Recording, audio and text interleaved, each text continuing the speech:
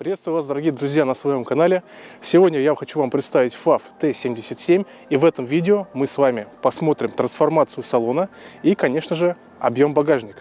Автомобиль у нас в комплектации Prestige, максимальная комплектация, 7-ступенчатый робот и 4-цилиндровый двигатель с чугунным блоком.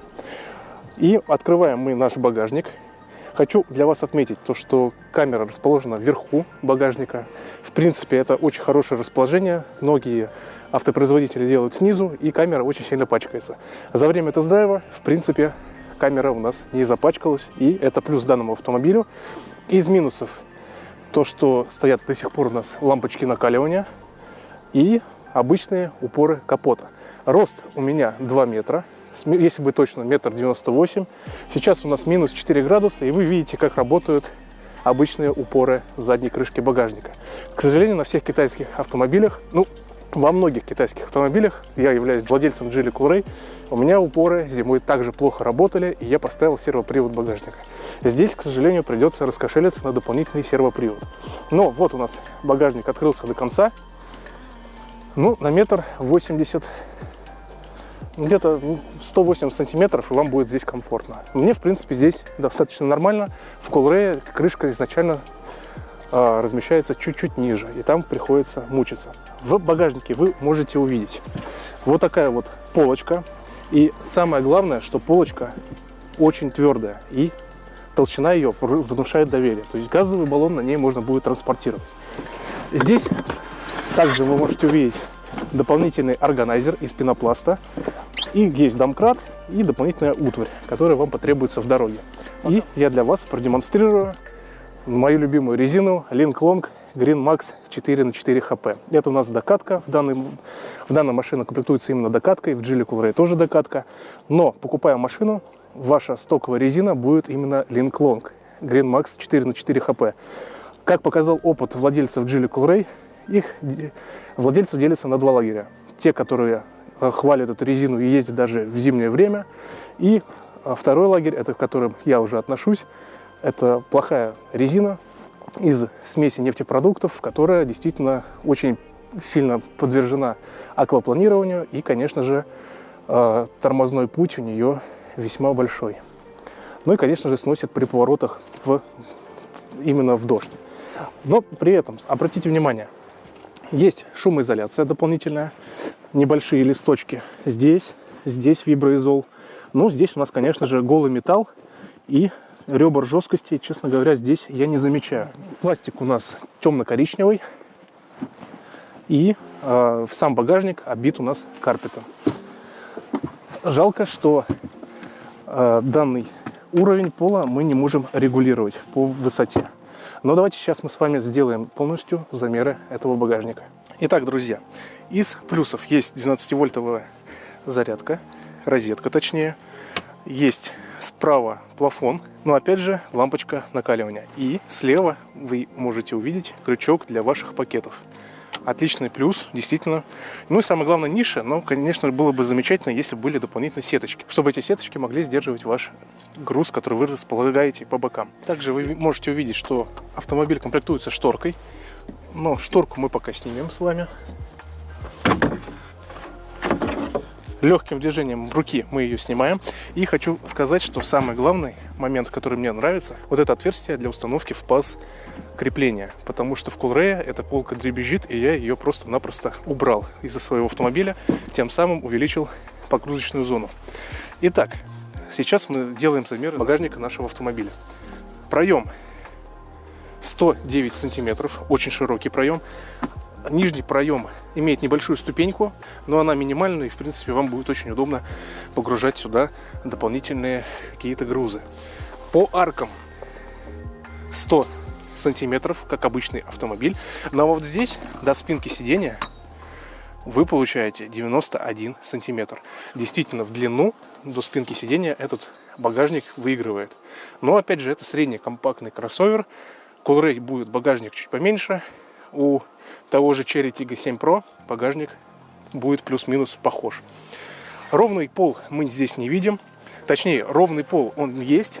Можно в теории переночевать, но высота для транспортировки крупногабаритного груза 74,5 сантиметра.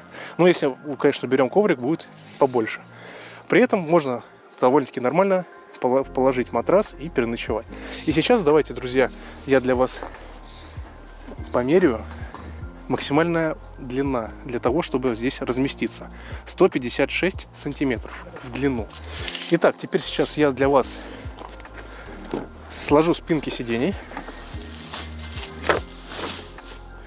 Да, и мы получаем вполне себе ровный пол. Но опять же, мне здесь будет переночевать проблематично, так как у меня нестандартный рост. Но опять же, плюс за ровный пол.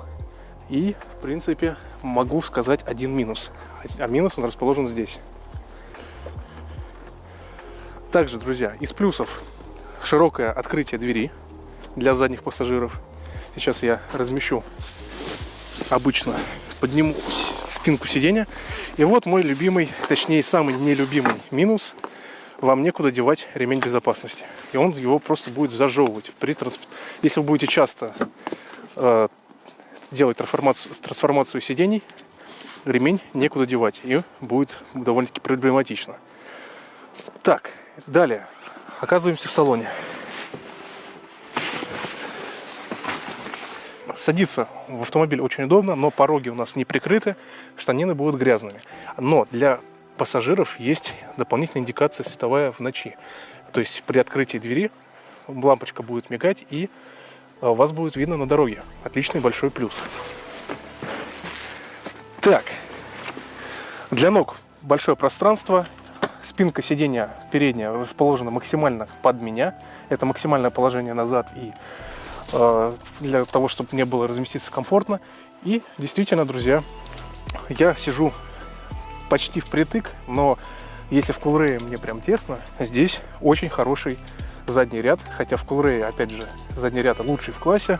Здесь мы имеем и вентиляцию второго ряда сидений.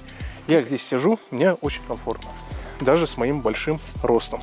Ноги у меня, для ног у меня есть еще запас, пластиковая карта и есть ситечки для задних пассажиров. Ручки имеют микролифт и отличная подсветка для пассажиров. Автомобиль совсем новый. И хочу отметить, что подголовники на заднем ряде сидения, они сделаны слитно с самим сиденьем.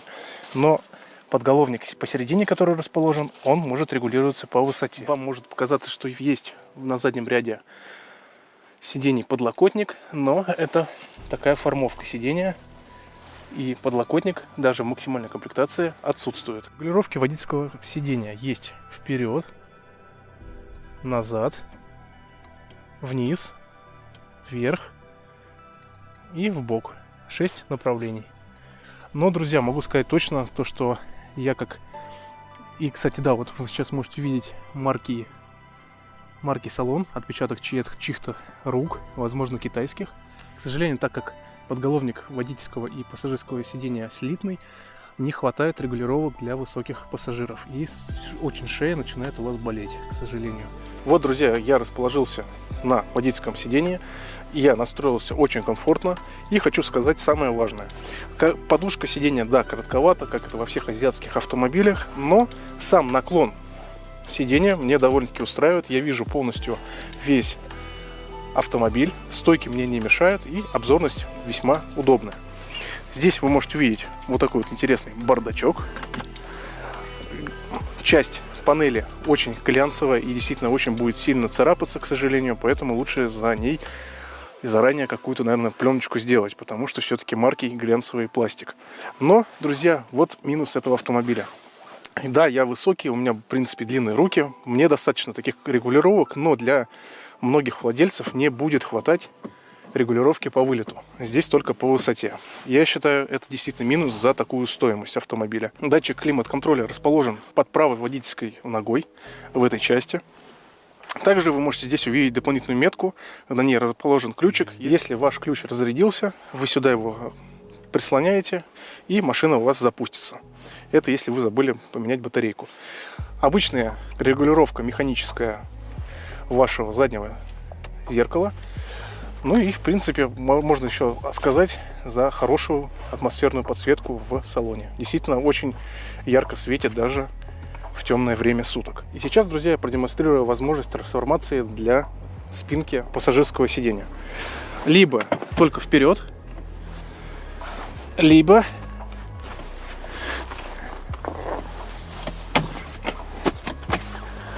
только назад в таком положении. Опять же, друзья, я хочу вам сказать самый главный момент. Так как автомобиль имеет вот такую форму в виде спортивных ковшей, спортивных автомобилей, к сожалению, очень не хватает регулировки по наклону и по траектории вперед-назад. Потому что действительно даже 30 минут езды, и у вас шея затекает. Возможно, это рассчитано более для низких владельцев. Мне настроек подголовника очень не хватает, и мне не очень комфортно использовать, и действительно для меня это был бы очень важным моментом и при выборе автомобиля. А купить данный FAV T77 вы сможете в автосалоне Торг-Маш Север. Это официальный дилер FAV и бренда Suzuki, Chery, УАЗ, Чанган, который находится в Москве по адресу 88 километр МКАД. Этот автомобиль ждет нового владельца, как и многие другие на этой парковке. Так что, дорогие друзья, вы теперь знаете, куда ехать за новеньким автомобилем. Друзья, я для вас наглядно продемонстрировал трансформацию сидений и размеры багажного отделения в новом автомобиле FAV T77. Не забудьте подписаться на канал, поставьте лайк этому ролику, если он вам понравился. Как всегда, желаю вам огромной удачи и здоровья. Пока, друзья!